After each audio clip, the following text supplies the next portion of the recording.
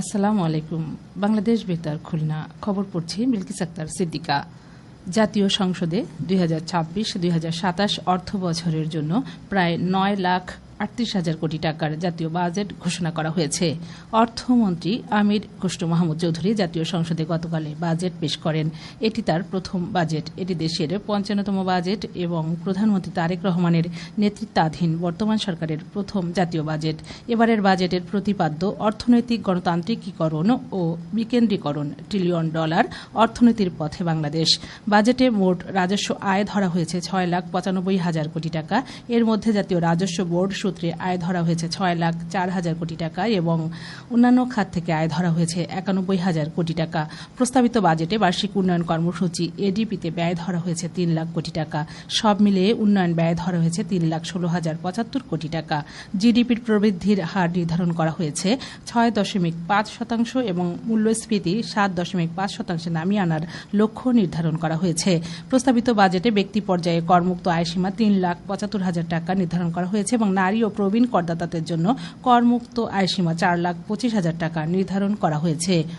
এদিকে 2026-27 অর্থ বছরের প্রস্তাবিত জাতীয় বাজেট নিয়ে মিশ্র প্রতিক্রিয়া ব্যক্ত করেছে খুলনার বিভিন্ন রাজনৈতিক দল, ব্যবসায়ী নেতৃবৃন্দ ও বিশিষ্টজন।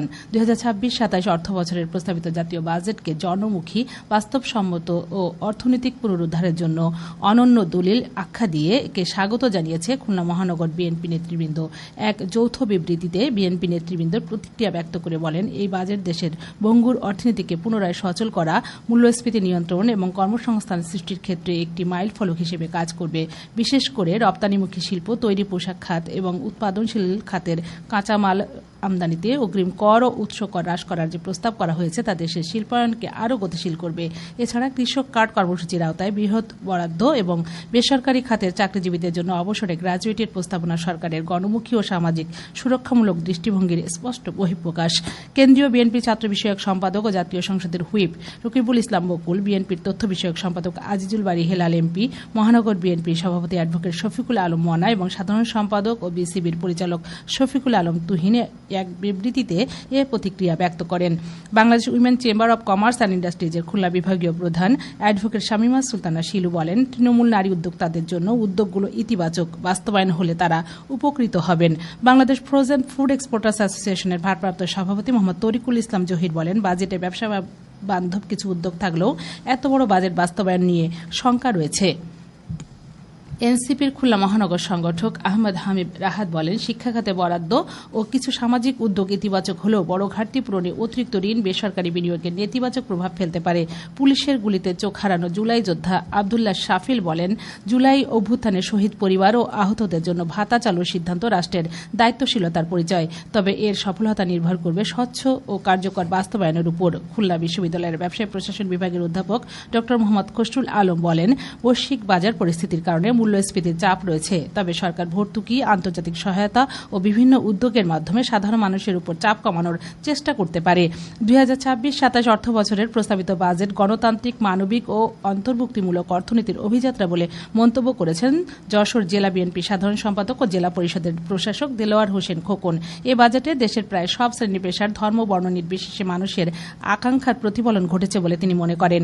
এদিকে যশোর চেম্বার অব কমার্সের সভাপতি মিজানুর রহমান খান বলেছেন, 2026-27 অর্থ বছরের জন্য প্রস্তাবিত বাজেটে ঘোষিত বিভিন্ন উদ্যোগ, প্রস্তাবিত কর ছাড় ও দীর্ঘমেয়াদী নীতিগত পদক্ষেপ বাজেটকে ব্যবসা বান্ধব করেছে। তবে এসব উদ্যোগের প্রকৃত কার্যকারিতা নির্ভর করবে সেগুলোর যথাযথ ও সময়োপযোগী বাস্তবায়নের ওপর।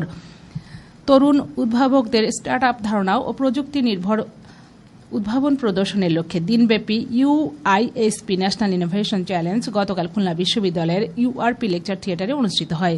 বিশ্ববিদ্যালয়ের উপাচার্য প্রফেসর ড মোহাম্মদ রেজাউল করিম এতে প্রধান অতিথি ছিলেন। এ সময় তিনি বলেন, বিশ্ববিদ্যালয়গুলোকে শুধু প্রথাগত জ্ঞান চর্চার মধ্যে সীমাবদ্ধ না রেখে উদ্ভাবন, গবেষণা ও প্রযুক্তি স্থানান্তরের প্রধান কেন্দ্র হিসেবে গড়ে তুলতে হবে। তরুণদের সৃজনশীলতা ও উদ্যোক্তা মানসিকতা বিকাশের একটি গুরুত্বপূর্ণ প্ল্যাটফর্ম।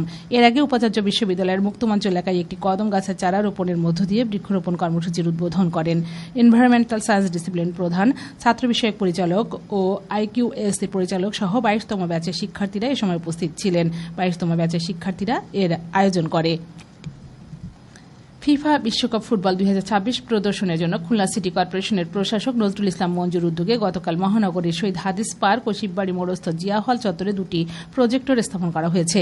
ক্রীড়াপ্রেমী দর্শকগণ বিশ্বকাপের প্রতিটি খেলা এই দুটি স্থান থেকে উপভোগ করতে পারবেন। প্রশাসক এ ব্যাপারে সকলের সহযোগিতা কামনা করেন এবং শৃঙ্খলা মেনে প্রতিটি খেলা উপভোগ করার জন্য দর্শকদের প্রতি আহ্বান জানান। খেলার খবর ক্রিকেট।